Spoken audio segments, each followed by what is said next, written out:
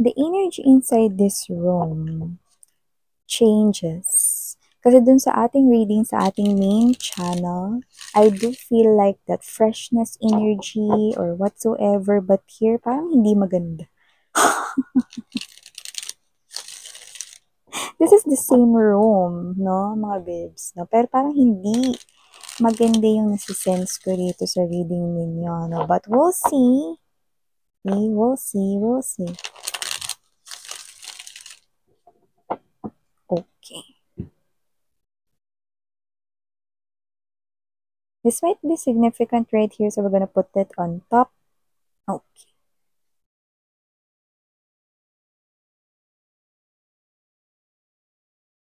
Mm-hmm. Kaya naman pala hindi natin masyadong bet, no, yung energy, no, dun pa lang sa ating shuffling. Kasi mukhang meron dito, no, na nagwe-wish. Pero maganda, kasi the star is in reverse, no, and the star is the major arcana right here. So it looks like, kahit gaano pa katindi ang pagwe-wish nitong energy na to na kumukonek sa inyo, I do feel like that this is not you. But there's someone right here na meron siya ritong wini-wish sa'yo na hindi igagrant ni universe. So let us all together find out what that is.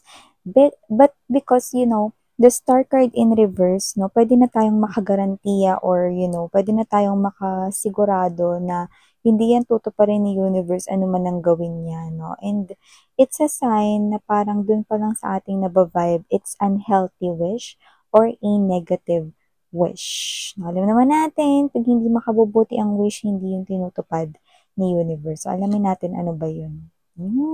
Very consistent siya, ha? Parang matindi yung pananalangin niya rito at pagdarasal niya rito na matupad itong wish na to, ha? Hanggang ngayon, na mukhang ito yung pinapanalangin, dinadasal niya rito with this 8 of Wands energy, no? So, okay, tinan natin ano ba meron dito. Sino ba to? Kasi parang yung wish niya hindi maganda. Okay.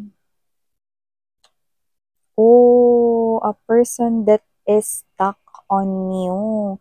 And it looks like with the Page of Cups energy, this person here is someone, no, na posibleng matagal niya na rin pinapanalangin to, matagal niya na rin wini-wish ito, no? So, this person stuck on you. So, Page of Cups is an indication right here, no? And also this 9 of Cups, no? Cups right here. No? It looks like this person here possible na ex mo siya, possible na minsan na rin kayo nagkaroon ng history when it comes to love, no? Pero hindi maganda yung wini-wish niya rito. Ano bang wini-wish niya rito? Teka lang nga muna. I-ano ha, ilatag muna natin lahat na para isahang ano na lang mga babes, no? Paliwanagan, no? Kasi this is something here very interesting para rin magkaroon kayo ng information, no? Lalo na pag ganito, hindi maganda yung wini-wish ng ibang tao para sa inyo, 'di ba? Yeah, definitely related with love. This person here loves you, pero parang more likely obsession, being possessive, okay? Ganun. So, alamin natin. Yeah, look at that. Maldo, ande. Kung sino man tong energy na to, this person right here, ito pala ang wini-wish niya sa'yo. Parang syunga lang. Parang syunga lang siya, no? Yan. Ba talaga naman, no? Hanggang ngayon, very consistent, no?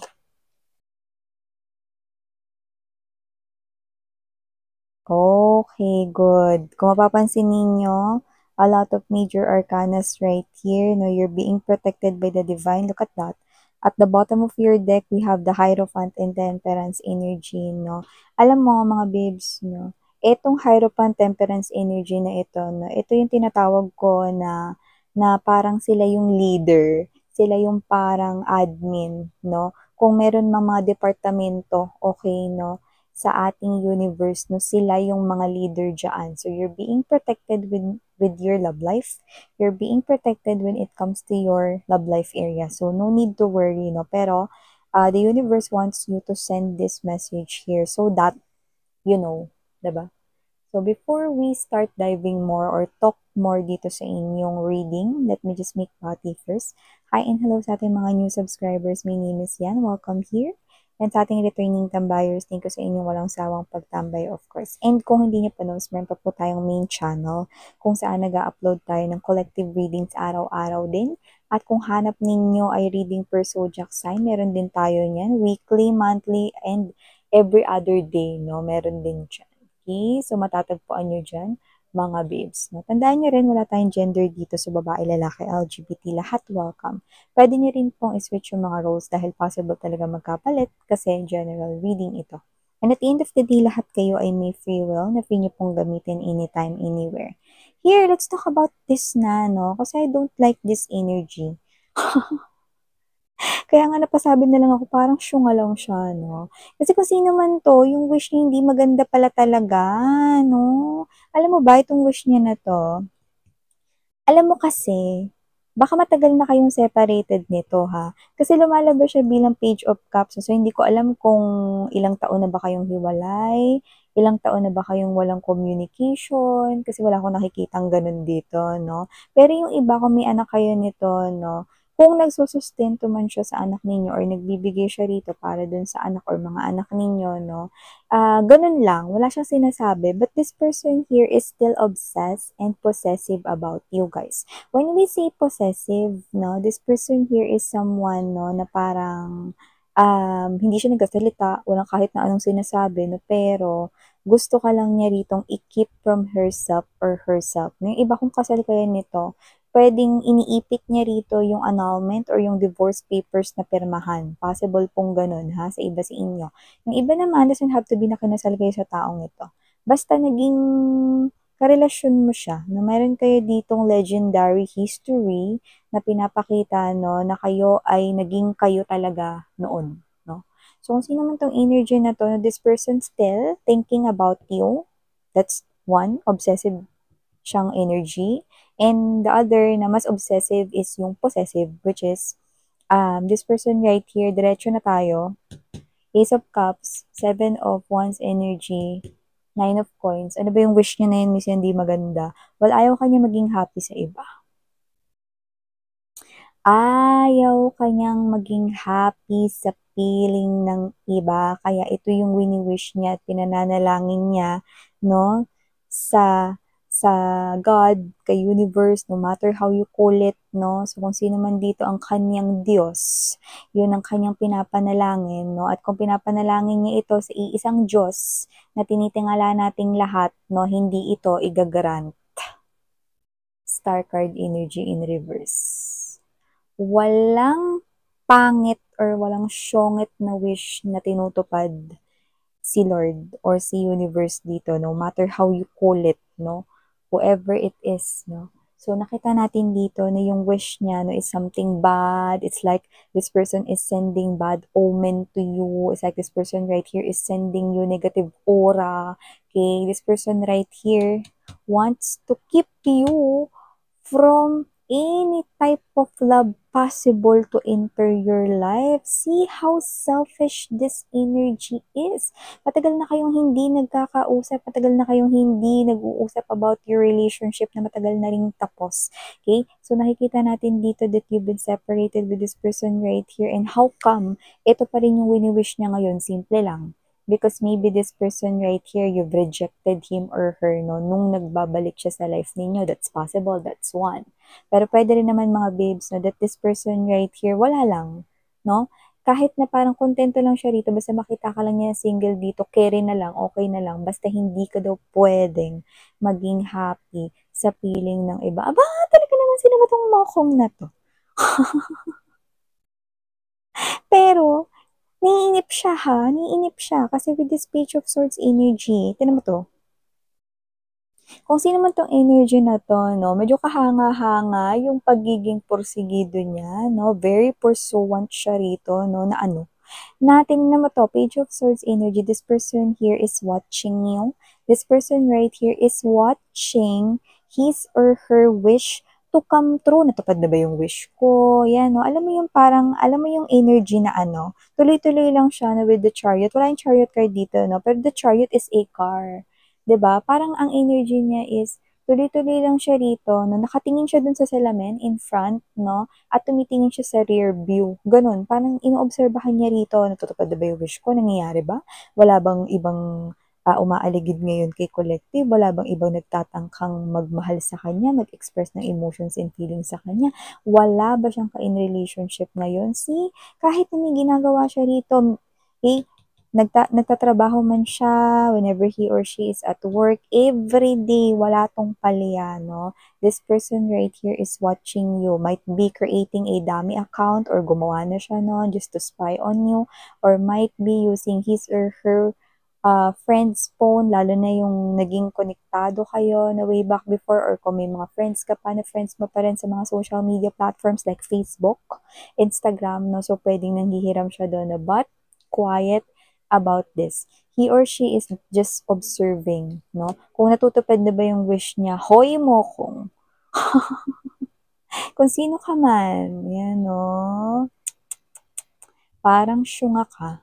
Hindi tutuparin ni universe ang wish mo. Yan, no? Kaya kung sino man 'to dito pa lang, no, unang beses niya pa lang na ibinuka ang kanyang labi or bibig dito sa kanyang wish, ni-reject na agad siya rito ng divine, ng Panginoon, ng Diyos Ama, no, ni universe, okay? Dahil ang pangit, dahil ang syungit ng kanya rito na hiling sa inyo, no? So, no matter what type of physical look ang meron siya, kahit attractive siya, nagmumukha siyang syongit sa paningin ko.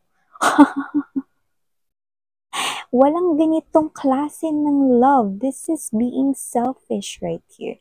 This is someone here no, na hindi ko nakikita na napaka-healthy ng nararamdaman niya for you. But there's overflowing right here, no? Pero yan ay obsession. Yan ay possession, no? Bakit ko nasabi na hindi to magtatagumpay right off the bat? Major Arcana to, sweetheart. And these are the leaders of the love life, no? Ng mga human beings here on earth, no? The Temperance, okay? And the Hierophant. So, literally an indication that hindi talaga dito matutupad yun because you're gonna enter this happy family setup, you're gonna build your life together with another person na mas deserve yung love ninyo. Okay? At kung may mga anak kayo, tatanggapin kayo nitong tao na to no, with open arms right here, no? And yung iba, no, may mga singles din dito. Of course, you're gonna build a family together, no, magkakaroon kayo ng mga anak, LGBTQs, of course, welcome din kayo, no. You will be into this type of happy relationship, happy commitment, no? A lot of happiness, blissful moments ang pagsasaluhan ninyo with this King of Hearts or King of Cups energy. This person will love you for who you are, no? And this person will be someone right here na, yeah, might be shy type in other people, might not be someone who wears his or her heart sa kanyang sleeves, but definitely an energy, babae, lalaki, LGBT, ang enerhiya ng tinataglay ng King of Cups energy is full of love. This person will love you for who you are. This person will adore you, and this person right here will be always there right beside you through ups and downs, through storms, through sunny days right here, through happiness, through rough times right here. This person will be always there right beside you. No questions at all. This person is always willing to listen, no? Yeah, there might be times na posibleng magkaroon kayo ng misunderstandings, but this person will surely listen to whatever it is that you have to say, and you will always end up na mafe-fix ninyo ang any situations ng inyong misunderstanding. So definitely, this perfect man, this perfect woman, LGBTQs, of course, welcome din kayo, is meant to be your companion for life. See? So definitely a much higher level of commitment right here with the Hierophant, no, ang ibibigay sa inyo ni universe rito, no, you're destined to have this beautiful relationship with someone better. So, dito pa lang, no, mamamatay talaga sa kahihintay itong tao na to. Like, mamumuti yung mga eyes niya rito, no, kahihintay din sa sinasabi niyang natupad na ba yung wish niya, na hindi ka magiging happy sa piling ng iba. Like, Chonyo, it will not happen because your wish is so strong, it just like your ugali. 'Di ba? Kaya kung sino man 'tong energy na 'to, namumuti talaga rito mga babes 'no, parang naghihintay siya rito na pumuti yung kulay nung uwak o maglabas ng kulay puting tinta ang mga pusit, 'di ba? So kung sino man 'tong energy na 'to 'no, this person right here 'no, stop that! Because alam mo, kapag patuloy niyo pang pinatagal at pinatagal yan, that bad karma will make laki, 'no? At kapag ito ay nag-bounce back pabalik sa kanya talagang boom, 'no? Talagang tatalsik siya rito 'no, para siyang tinamaan rito ng ray gun ni Eugene. Ghost fighter kung familiar kayo dun 'no, lalo na sa mga kaidaran ko diyan. So yun yung mga babes 'no, tandaan ninyo, walang wish na pangit ang tinutupad ng Panginoon, like wala, okey? So hindi yan mangyayari, so you do not need to worry, you're being protected, the leaders are here 'no, the Cupid department 'no, is definitely protecting your love life from this napakasyongit na wish right here. Okay, so ito yung ating messages right here for you guys. Thank you so much. Again, I'm your Yana on Sarang Love in Light. Annyeong.